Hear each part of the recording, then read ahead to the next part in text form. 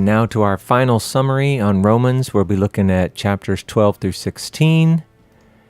The real focus of these chapters seems to be the Gentile believers and who and what it is they are supposed to be and do as Christians. And so Paul makes it very clear that the Gentile believers are no longer Roman idolaters. They definitely need to stop that.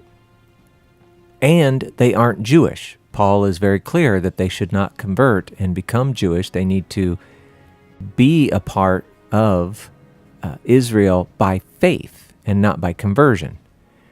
But that leaves them with the whole world is offering sacrifices to gods, all these different things. But Paul helps them understand they can still sacrifice to God. It's just different. The Gentile believers must be a living sacrifice. And Paul explains that the Gentile believers must offer their giftings within and for the body. The Gentile believers must live a life of righteousness, that is, love toward man and God,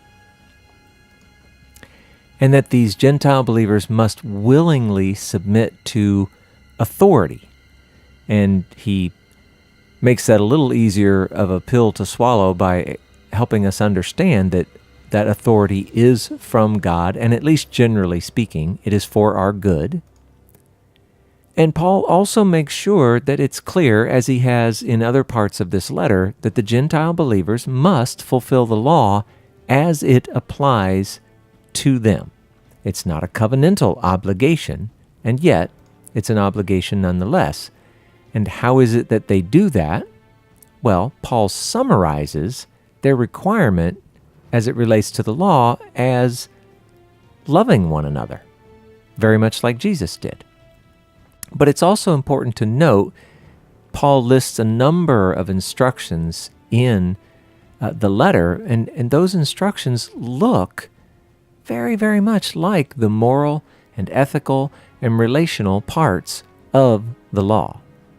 Now, for those who recognize everything that Paul has been explaining, all about the Gentile inclusion and all of the ramifications for fellowship in this new community of believers, both Jew and Gentile, they must be patient with those who struggle with it.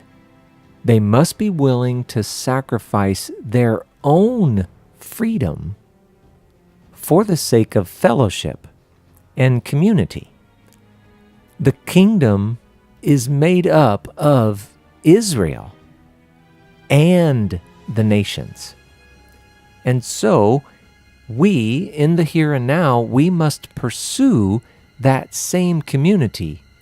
And again, that's going to require that the less stringent give way to the more stringent in love.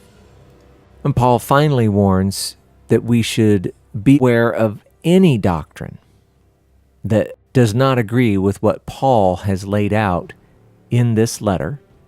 He believes their motives are bad. And so we too must pay close attention to everything contained in this letter and see to it that we're agreeing with Paul's doctrine, and I would suggest Jesus's doctrine, rather than whatever it is we think or have been told or any other thing.